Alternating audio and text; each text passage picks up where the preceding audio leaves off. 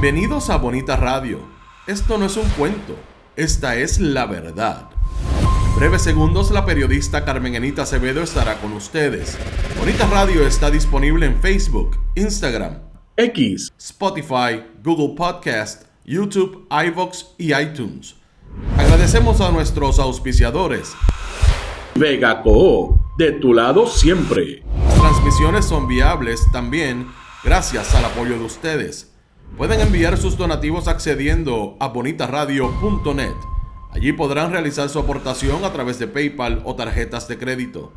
También pueden realizar su donativo por ATH Móvil Negocios a la Fundación Periodismo 21. O pueden enviar un cheque o giro postal a PMB número 284, P.O. Box 194000, San Juan, Puerto Rico 00919-4000.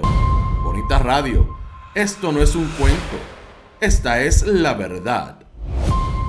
Con ustedes, la periodista Carmen Enita Acevedo, en directo desde el estudio Roberto el Indio Acevedo.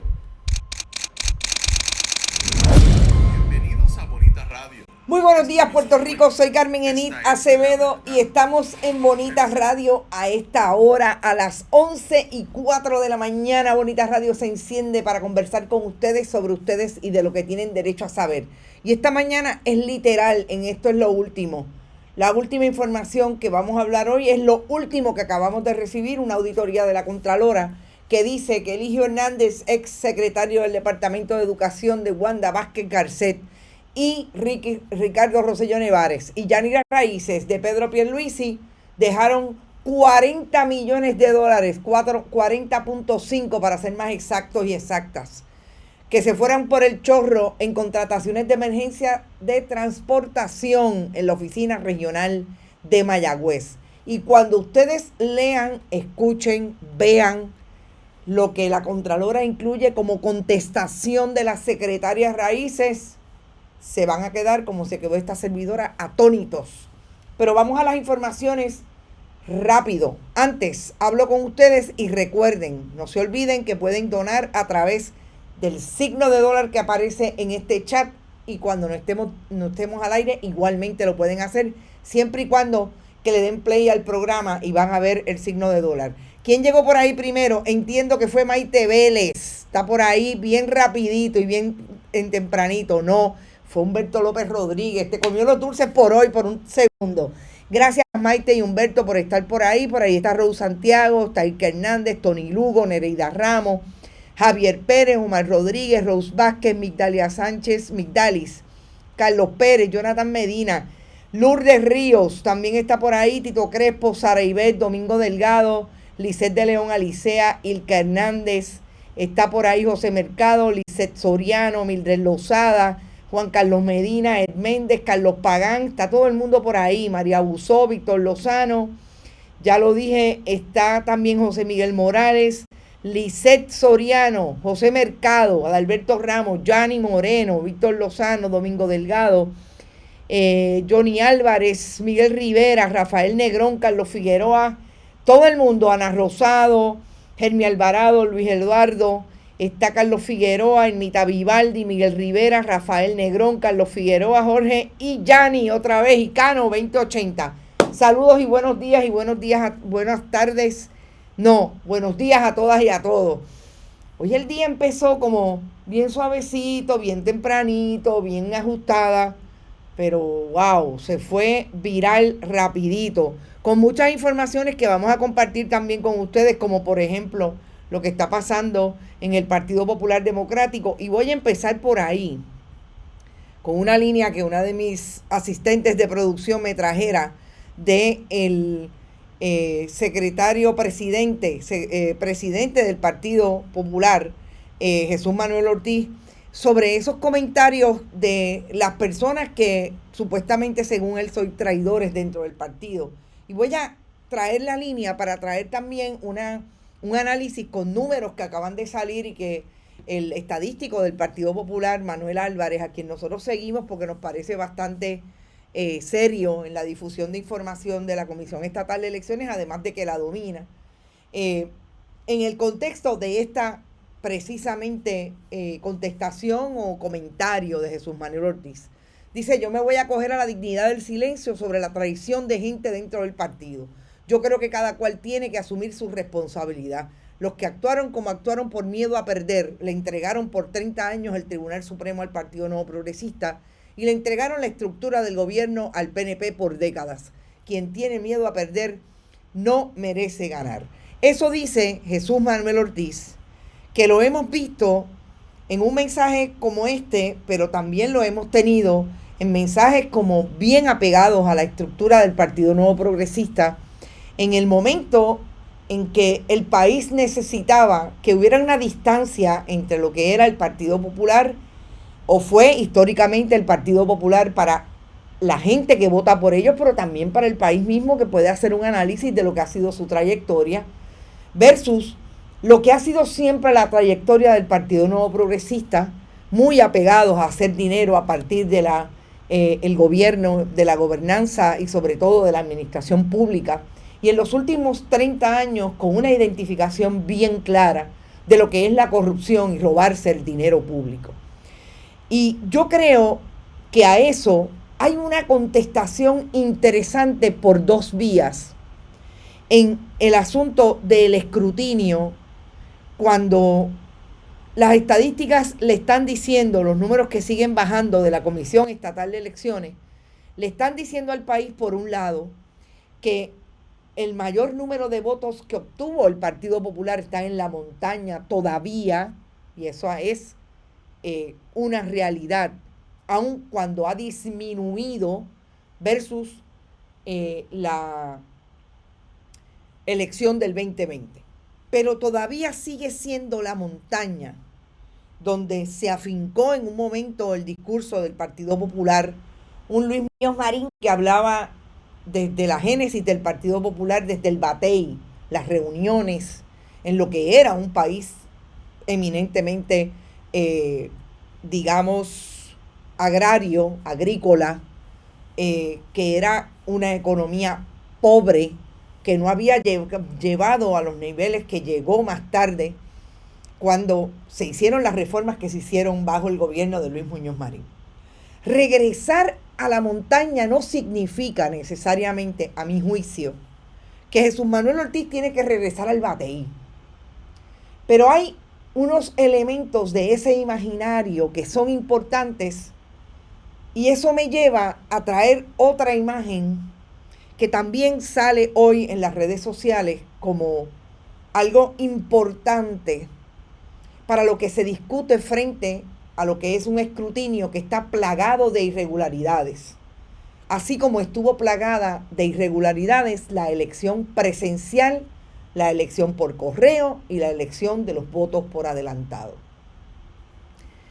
Y es que cuando Jesús Manuel Ortiz habla de traición, lo vincula con aquellos que en efecto no solamente se expresaron hoy a favor del Partido Nuevo Progresista, participando en su transición, validando con las, vamos a decir, con las manos, los pies y la lengua de dos miembros del Partido Popular como Juan Zaragoza y Jorge Colbert Toro, lo que viene a decir un gobierno saliente y un gobierno entrante, haciéndole para mí el caldo gordo al Partido Nuevo Progresista y manejando el agua sucia entre una administración del Partido Nuevo Progresista que sale con los elementos compartidos de esa que sale en la nueva administración electa.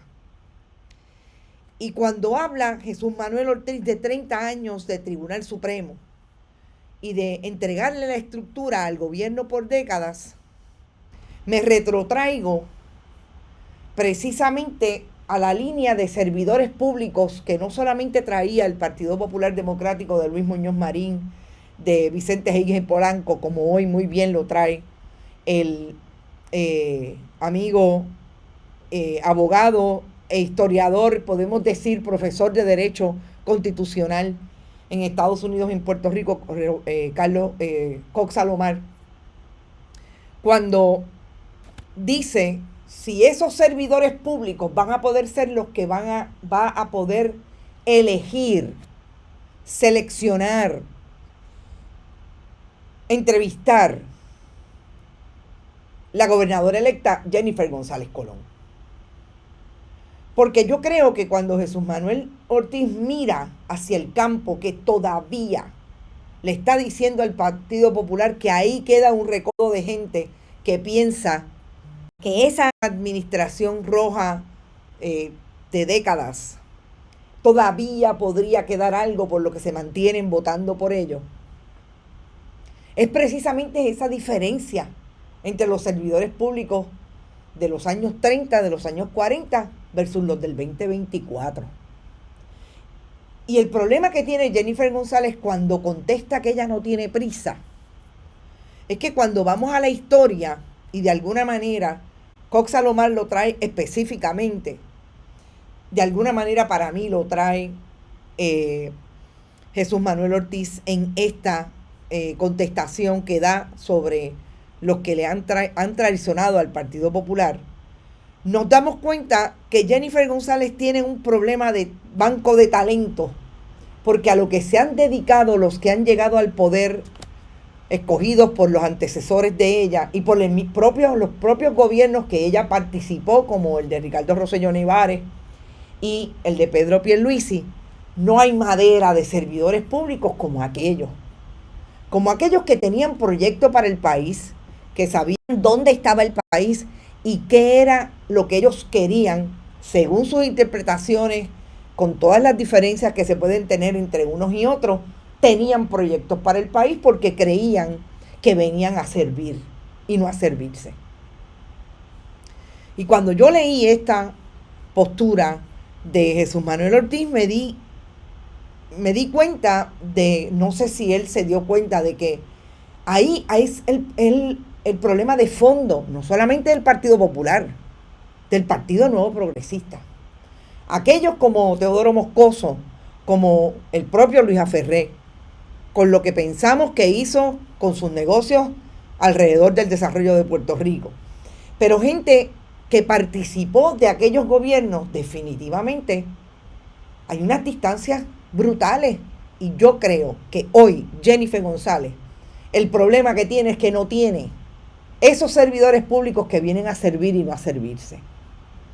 Y yo creo que la primera pregunta que debería hacer Jennifer González en ese cuadro de talento, que vuelvo y repito, está tan defalcado que al día de hoy, a diferencia de administraciones, no solamente de Luis Muñoz Marín, cuando hablamos de lo que hizo en sus primeros acercamientos al Ejecutivo cuando fue gobernante, días después de las elecciones, en la historia reciente, Rafael Hernández Colón, Pedro Rosselló González, incluido Luis Fortuño, independientemente que ahí empezó a aflojar definitivamente el criterio para ser servidor público en una agencia de gobierno y dirigir esas agencias para llevarlas a feliz término a 4 años, tenían posibilidades porque había gente lista, aun cuando estuvieran listos para el saqueo.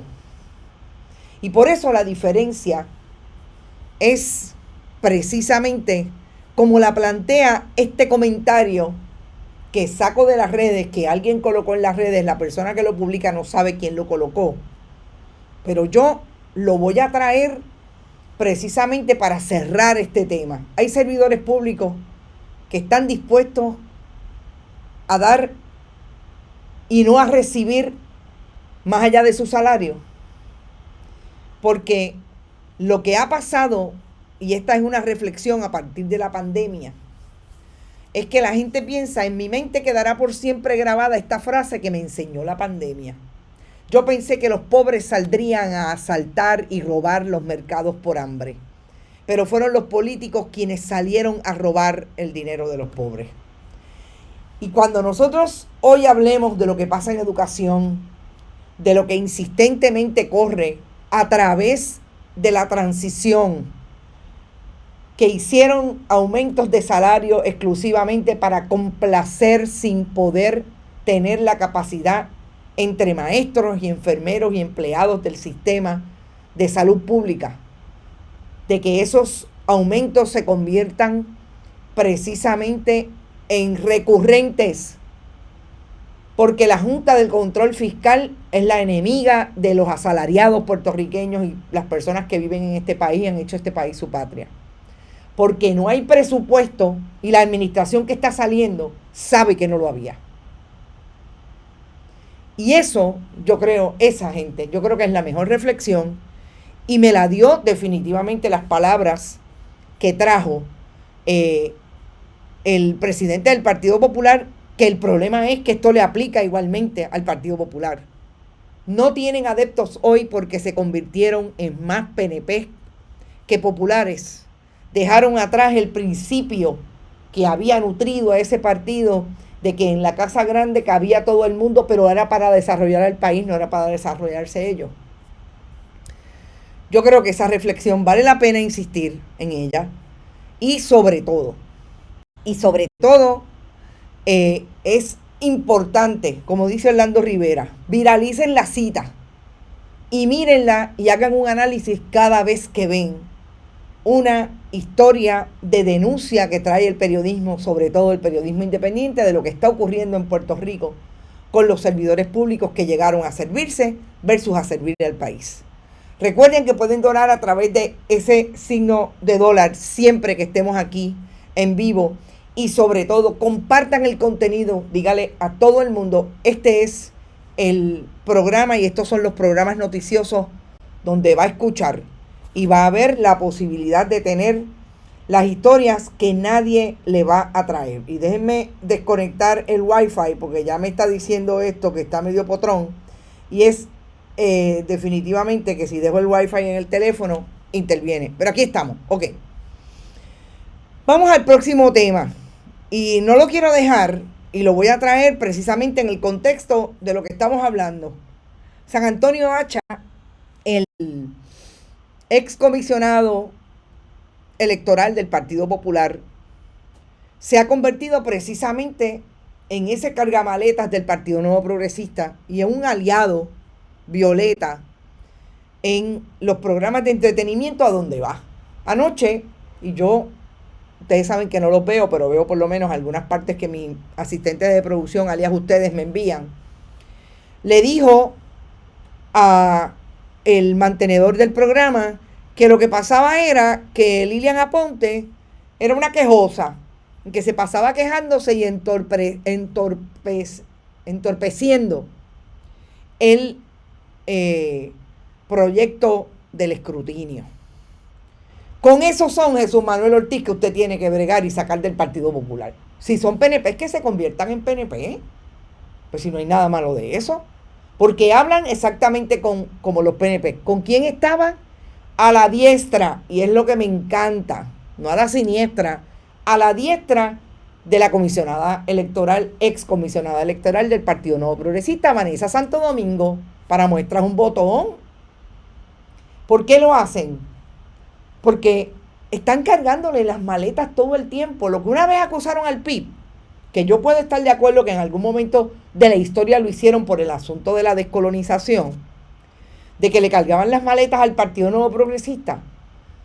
Definitivamente, esos populares que se convirtieron en PNP están allá adentro. Es más, este fue el asesor electoral del que ganó, del comisionado residente electo Pablo José Hernández. Así están las cosas en el Partido Popular. Déjenme ver si ustedes tienen algo que decir. Y casi mismo. Polo Kila, Carla, eso hay que seguir trabajándolo desde ahora. No podemos descansar. Así es y totalmente. Hay que volver a traer personas educadas y amantes de la patria dispuestos a aportar. Dejemos pasar una oportunidad que espero que en 4 años sea. Saludos, Carla. Ana Rosado, saludos a ti también. Dice Sandra Infanzón, nunca me informaste si recibiste el donativo. Sandra, tienes razón. Es que si fue a través de la fundación, aclárame, ¿fue a través de la fundación o fue a través de Bonita Radio? Si fue a través de Bonita Radio, yo te lo puedo verificar. Tengo que hacer un relevo con la secretaria y la directora ejecutiva de la Junta de la Fundación para entonces que me diga si en efecto, porque ella es la que tiene acceso. Perdóname esa. ¿Quién está por ahí? Milagros. Hacha es un cargamaleta, dice. Yani dice, Dios lo cría y el diablo lo junta. Eso lo puse yo. Ok, gente, yo quisiera de verdad que ustedes me digan si esto es necesario de una gobernadora electa. Si es necesario que el convidado de piedra, y a mí me encanta esa frase porque es una frase lapidaria de una expresión idiomática que surge incluso de la figura del convidado de piedra hasta en la ópera. Aquel que es el invitado que está incómodo, que está marginado, que está fuera de lugar. Y yo creo que esa es la mejor representación que está haciendo José Jovín Vargas con la gobernadora electa, cuando sobre todo tratan de establecer que son esta pareja tan y tan adecuada a su realidad, que va a todos lados con ella, incluso a una entrevista, como fue la entrevista de anoche con el compañero Rafael Lenin. Entonces yo digo, ¿pero por qué? ¿Por qué esto tiene que pasar así? ¿Por qué es que le ha dado a la gobernadora electa con hacer esto? Porque pues los periodistas preguntamos y pues entonces ¿qué es? Que le dicen, no, vete con Jovín, no, que tiene que ir mi esposito. O sea, realmente, gente, a mí me gustaría entender, pero yo insisto, el modelaje de, como diría Tirso de Molina en sus obras del siglo XVII, de convidado de piedra no le va a José Jovín Vargas. Y me parece que es parte de la maripilización que yo tanto he hablado acá, de la campaña y ahora del gobierno de Jennifer González. Si eso es lo que nos espera, a Dios que reparta suerte. Pero vamos a estar viendo intervenciones indebidas de José Jovín Vargas para no decir nada. Y voy a decir esto que me parece que está obviamente insinuado o traído de alguna manera cuando yo hablo de maripilización. No es otra cosa que traer el entretenimiento como lo ha traído, como lo trajo esa campaña electoral. Pero a un gobierno me parece también la infantilización de una persona que quiere coger pauta. Y esa es mi opinión sobre el asunto. José Jovín Vargas está criado, así como la gobernadora electa, desde esa posición de que hay que brincar para cuando Joe Biden venga a Puerto Rico yo salir en la foto. Y eso es infantil.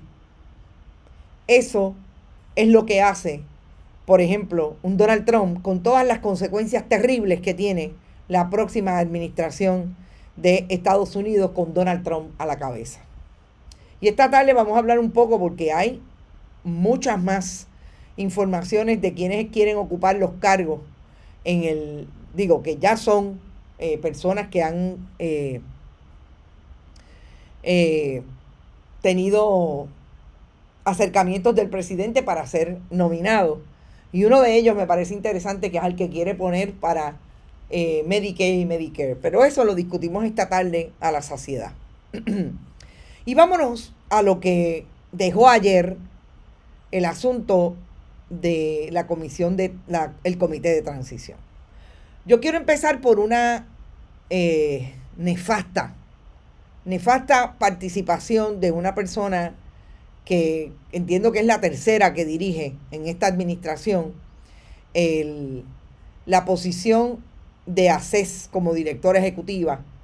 Se llama Roxana Serrano Rosario. Y Roxana Serrano Rosario se sentó bien temprano, en horas de la mañana, a decir que el problema que ella tenía en ACES era que nunca había podido hacer una auditoría porque en el 2017 la inspectora general, cuando se creó la oficina del inspector general, por su administración, Tomás Rivera Chats en el Senado, Carlos Johnny Méndez en la Cámara, comisionada residente, gobernadora electa hoy Jennifer González, y gobernador de Puerto Rico Ricardo Rosselló Nevares, creó la oficina del inspector general. Y esa oficina, dijo ella ayer, le llevó los auditores, por los que ella nunca pudo hacer una auditoría. ¿Qué pasó ayer? Yo creo que no habían pasado, literalmente, no había pasado 2 horas cuando la inspectora general emitió esta comunicación. Yo me enteré, la obtuve y la sacamos en exclusiva, diciendo que quería aclarar lo que había dicho la funcionaria, porque lo que ella estaba diciendo no era cierto. Y entre otras cosas, dijo la inspectora general Ibelis Torres Rivera, que las expresiones faltan a la realidad y a los datos corroborables, al considerar que al momento de la transferencia de auditores no había ninguna auditoría interna en curso en ACES. Además, no había realizado una auditoría interna en los 2 años previos a la creación de la oficina del inspector general, según se establecía bajo la ley 15 del 2017. Por otra parte, la propia ACES certificó que no tenía asuntos relacionados a auditoría interna pendientes ni requerimientos adicionales que debieran ser atendidos o seguidos. Pero cuando contestó la inspectora, que es bien rápida, emitiendo reacciones a lo que ella alega se dice mal desde los jefes de agencia, dijo claramente que el problema de ACES es que el cumplimiento con las auditorías o la reglamentación federal y estatal no lo hacen porque no les da la gana. Porque no tienen por qué no tener personal asignado, como no lo tienen a monitorear esas áreas. Ejemplo es lo que han hecho otras entidades como el Departamento de la Vivienda y Educación y otros organismos, los cuales han mantenido personal dedicado a estas funciones sin comprometer las disposiciones de ley de la Ley 15, que obviamente es la que le da a ella la autorización para entrar con sus auditores. Pero finalmente, lo que me pareció el tapaboca más grande es que los problemas administrativos en ACES son tan evidentes que existen problemas que ameritan ser atendidos con urgencia para garantizar el uso adecuado de los recursos públicos y el cumplimiento de los requisitos federales. Y yo voy a eso porque como aquí les encanta decir que la alianza electoral iba a provocar la pérdida de fondos, yo quiero que ustedes sepan que esta auditoría, que ayer esta joven, esta persona cayó no solamente desmentida en menos de 3 horas, sino mentirosa ella y su secretario del Departamento de Salud, Carlos Mellado, quien dijo que su participación en la política pública del Departamento de Educación se había convertido o lo convirtió en un hito de lo bien que está el sistema de salud pública en Puerto Rico porque él pasó por ahí, por la silla de secretario. Esta auditoría estableció que ACES dejó de ingresar $400 millones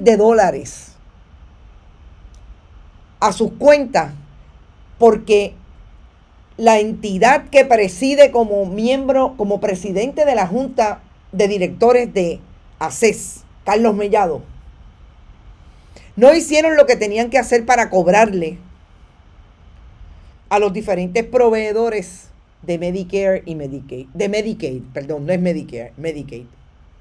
Es decir, que que dice ser lo más grande que ha pasado por el Departamento de Salud, resultó ser el que no tiene controles como presidente de una junta de la organización que quebró al país en parte cuando Pedro Rosselló González se ingenió el plan vital, el plan de salud, la tarjetita de salud para ganar las elecciones del 93, del 92. Realmente las del 96 porque se implementó en el 92, 93, 96.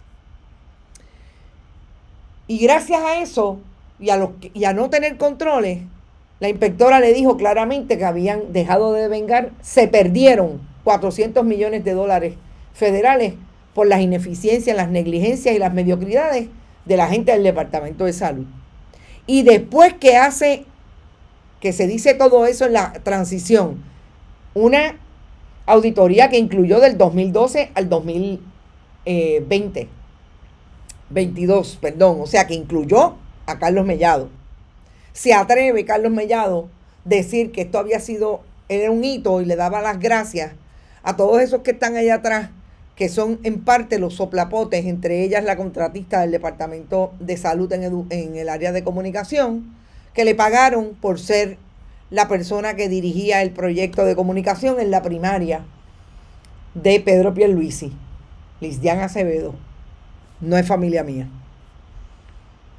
Eso pasó ayer en la transición. No habían pasado 3 horas cuando ya la inspectora general estaba diciendo lo que está diciendo es falso. Y aquí está la información. Pero ayer también pasó algo que tomó un poco más de tiempo para la desmentida, pero fue igualmente desmentido un jefe de agencia como es el director ejecutivo de ASEM, mejor conocido como el Centro Médico, Administración de Servicios Médicos. Germán Muñiz dice, si falta la verdad es una mentirosa. Se frizó Vivian Rivera. No, estamos aquí. Puede ser que esté medio el internet de cada uno. No se olviden que también el de ustedes es parte de la transacción. Pero bueno. El director de ASEM, Jorge Mata, ese es uno de los que uno le pide información y te pasa por 20 personas que tiene allí contratadas. No tiene dinero, pero tiene 4 o 5 personas contratadas, entre ellos a Anthony Maceira Saya, buenos leales al Partido Nuevo Progresista, pero no hay dinero para contratar 204 enfermeros o enfermeras. Pues este funcionario llegó allí a decir, a discursar y a vaciar los talking points. Los talking points de todo está mejor que antes. Y la línea fue literal. Hoy estamos mejor que ayer. Hoy estamos mejor que antes, porque hay tantos empleados que ya no tenemos el mínimo y no tenemos ningún problema para operar. Eso fue ayer. Hubo un careo porque Jorge Colbert le cuestionó a Jorge Mata González si de lo que él estaba hablando era que esas 204 plazas que identificó, gente, las identificó, son 204 plazas que hay para enfermero o enfermera.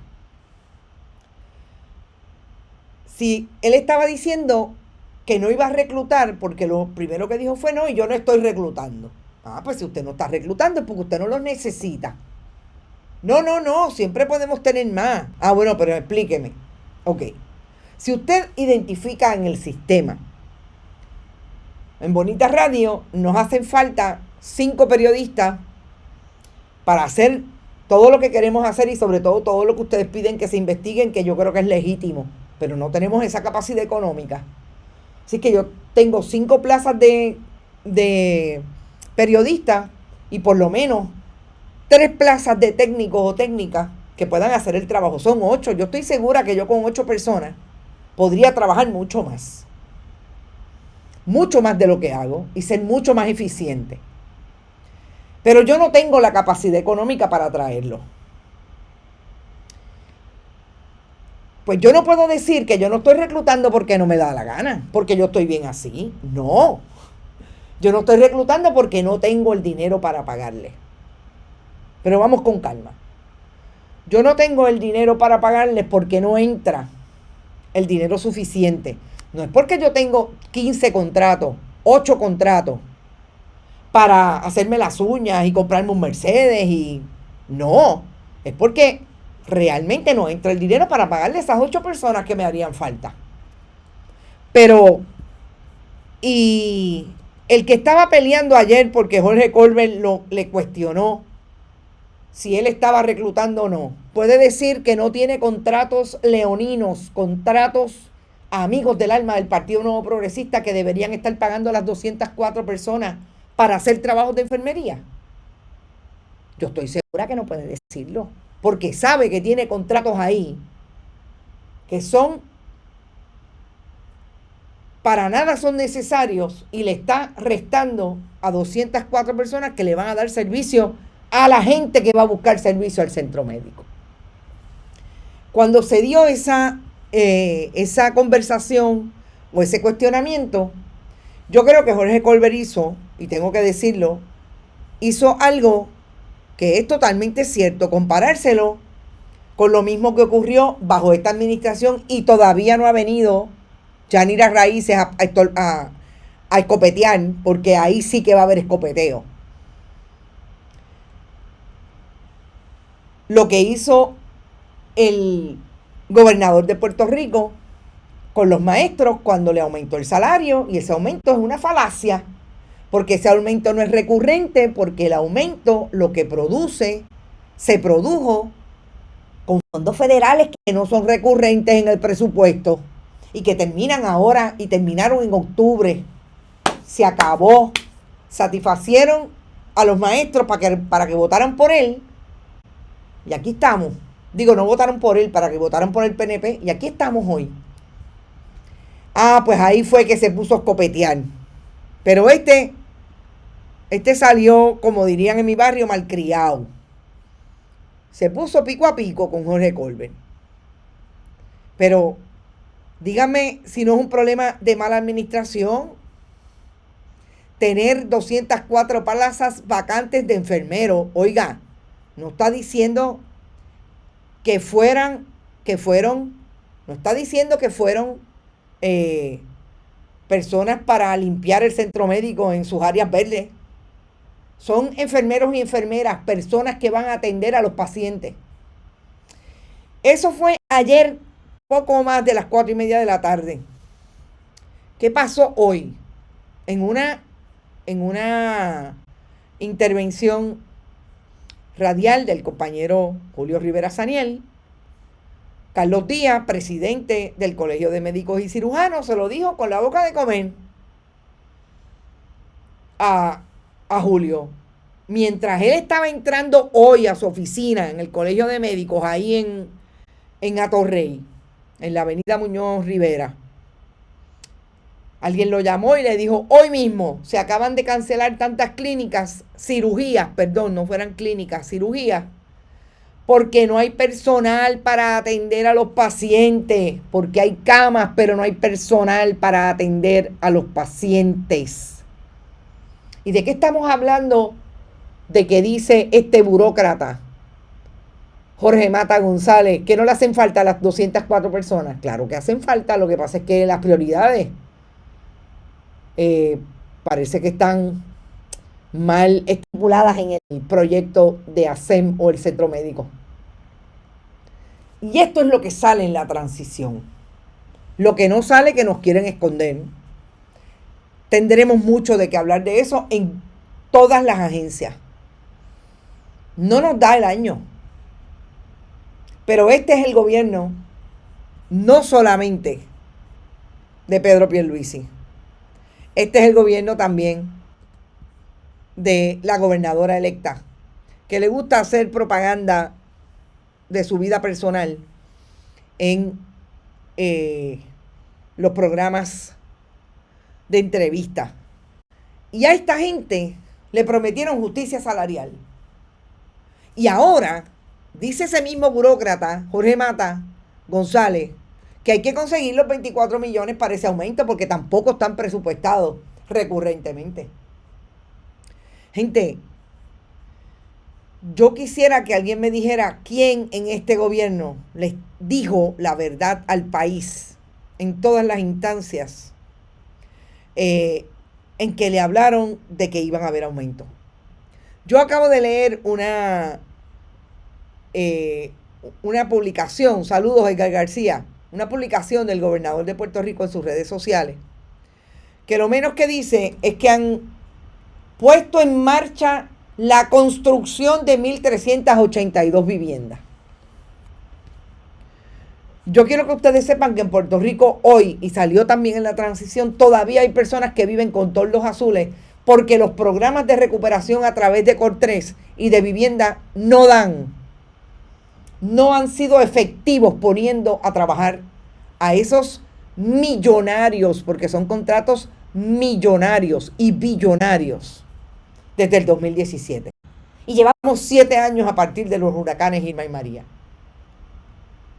Yo quisiera que alguien me dijera y que alguien le contestara a esta gente, por lo menos, para que nosotros nos enteremos, quién hizo algo en la pasada administración. Y yo cada vez veo más las caras largas de esta gente que, vuelvo y repito, solamente puedo sacar a algunos, quizás a 2 de ese comité de transición, que creo que si van a tener algún puesto en el nuevo gobierno, es posible que sean tan decentes que tengan que renunciar antes del último momento. Pero que alguien les contestara realmente, ¿a qué fue que ellos fueron allí? A retratarse con el gobernador cada vez que ponían, y a Noelia García Bardales, que ahora dice que fue un desacierto Luma, vamos a hablar de eso por la tarde. A hacer el show y a buscar pauta como estaba aparentemente buscando José Jovín Vargas.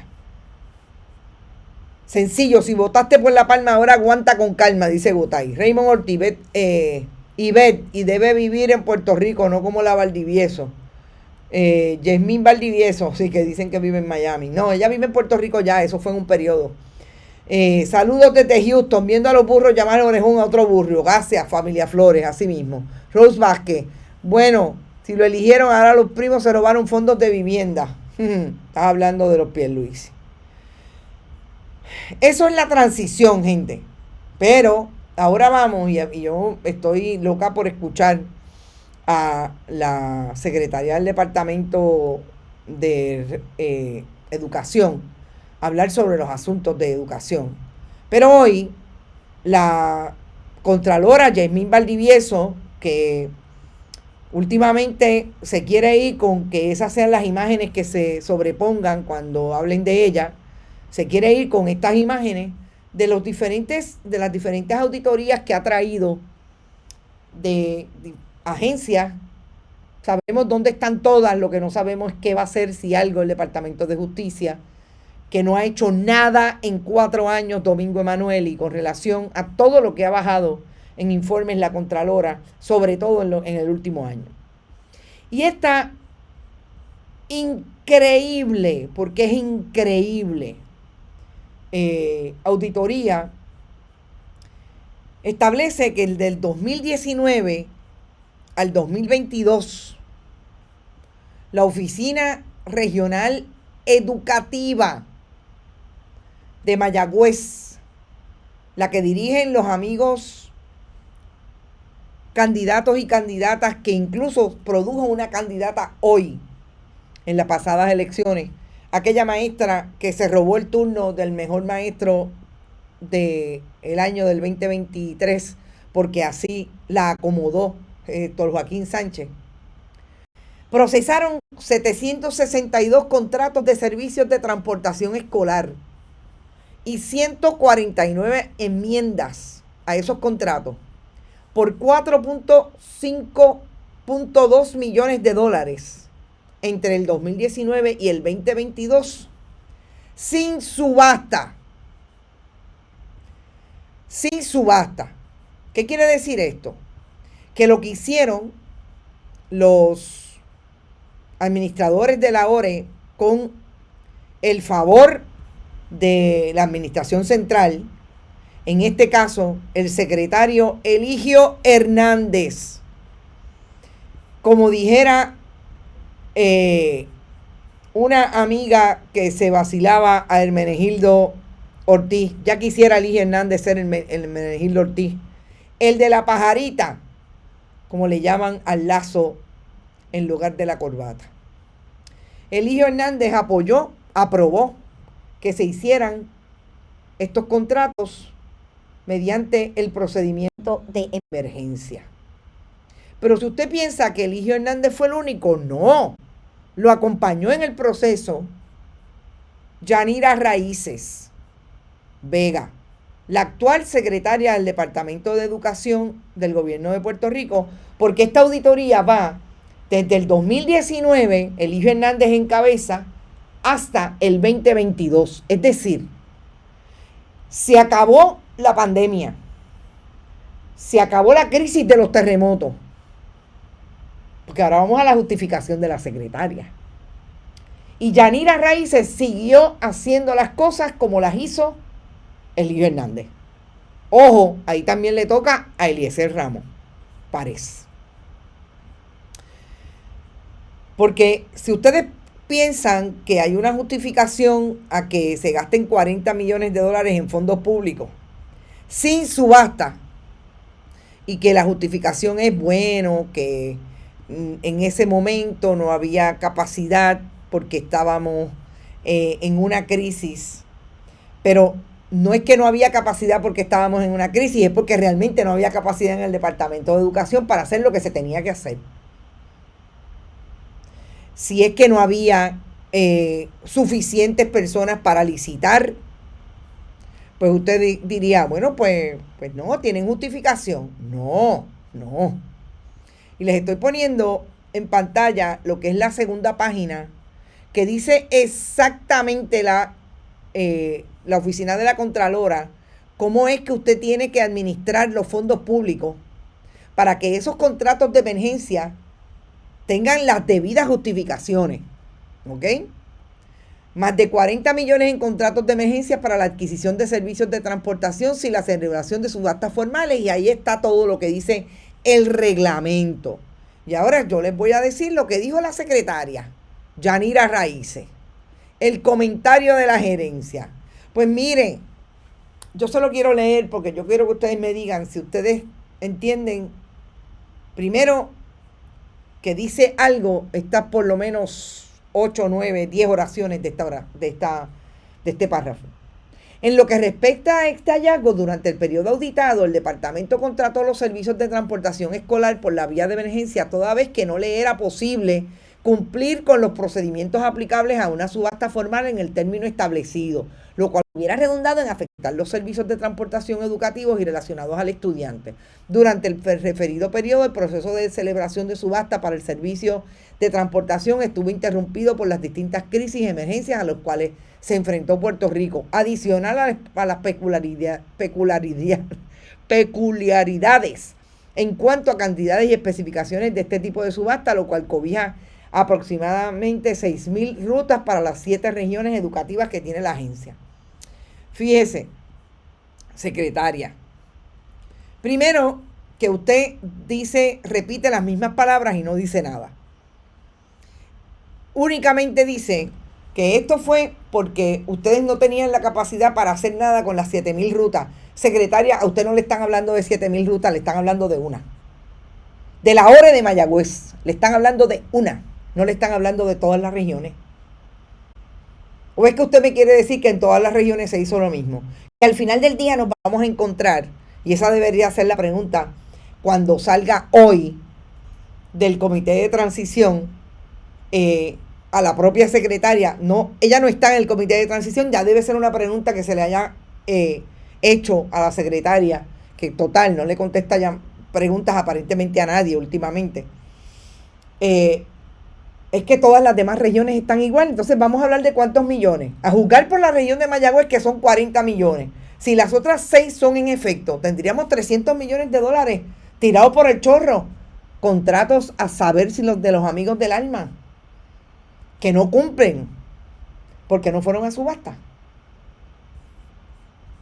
Gente, este es el gobierno de Puerto Rico, que el menos que ha dicho fue el secretario de Salud ayer diciendo que ellos lo han hecho tan y tan bien que su participación en la salud pública ha sido un hito en el cambio que ha habido en la salud pública.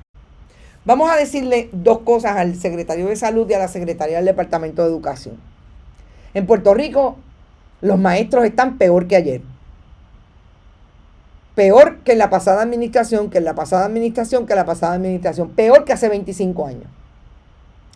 los estudiantes y las estudiantes por los programas de evaluación que ustedes mismos ejecutan. Y las evaluaciones que se le hacen a los estudiantes dicen que están peor educados que hace 25 años. ¿Y cómo es que ustedes tienen tanto problema para todo, para dar educación pública eficiente, para incluso velar por la seguridad de la comunidad escolar, y no tienen ningún problema para robarse a los chavos, para adjudicar 40 millones en contratos sin subasta? ¿Cómo se le explica eso al país? Y yo vuelvo y repito, a mí no me vendan la idea de que los que están de PNP a PNP en esta transición están mejor que ustedes porque fueron parte de la debacle del Partido Nuevo Progresista, y lo han sido desde que Jennifer González, gobernadora electa, fue representante a la Cámara, fue presidenta de la Cámara, y precisamente bajo su administración se endeudó el país y sobre todo la Autoridad de Energía Eléctrica. Quebraron el Banco Gubernamental de Fomento por emitir deuda y emitir préstamos sin fuentes de repago. Son los mismos, no tenemos ningún problema con eso. Pero estos tendría que haber consecuencias y tienen que contestar las preguntas que tienen que contestar. O sea, así se administra el dinero público. ¿O es que aquí nadie se ha dado cuenta que este dinero no es de ustedes? Este dinero es del país, del que paga el país en las contribuciones, del que tiene que pagar en exceso porque las escuelas no funcionan y tienen que llevar a los hijos a la escuela privada para poder darle o tratar de asegurarle una mejor educación. Y las escuelas no sirven necesariamente no por los maestros, ni por los conserjes, ni por los trabajadores sociales que están allí. Es por el partido político que se apoderó del sistema público de enseñanza. Y lo menos que ahora tenemos, también lo vamos a discutir por la tarde, es un presidente del Senado que dice que va a llevar cientos de pastores y de sacerdotes a la primera sesión de su legislatura. Como si la Constitución no dijera separación de iglesia y Estado. Hasta eso van a hacer en esta administración. Pero por eso fue que votó un 39% de la población, miembros del Partido Popular, gente que le cogieron miedo al tema de que los fondos federales se iban a acabar, para enterarse 24, 48 horas después que los fondos federales están amenazados por el propio Partido Nuevo Progresista, por Donald Trump, por los republicanos y por el robo en Puerto Rico. Y que en efecto en ACES, bajo la administración de Pedro Pierluisi y de Carlos Mellado dirigiendo la Junta de ACES, se perdieron fondos federales porque nadie trabaja con los reembolsos del Medicaid. Ahí no hay comunistas, ahí no hay alianza electoral, ahí hay PNPs en bruto. Y entonces me voy a despedir, porque hay que tratar de bajar el diapasón, con un videito de 44 segundos que me pareció buenísimo, de una chica que, si alguien sabe el nombre, que me lo deje saber, porque no sé el nombre, pero es una chica que ya le entró el espíritu navideño, le dio una parranda a lo suyo y me pareció buenísimo y lo quiero compartir con ustedes. Así que nos vemos esta tarde a las 5 en Que Palo es Noticia. Recuerden, compartan todos nuestros contenidos. Pueden donar a través del signo de dólar. También lo pueden hacer a Bonita Radio ATH Móvil, a bonitasradio.net, PayPal, tarjetas de crédito, fundacionperiodismo21.com y también Fundación Periodismo 21 en ATH Móvil. Buen provecho y que la pasen bien. Los dejo con esta parrandita. Y dice de los hijos de mamá, yo soy el gallo pelón, soy el que toma más ron con más extremosidad. De los hijos de mamá, yo soy el gallo pelón, soy el que toma más ron con más extremosidad.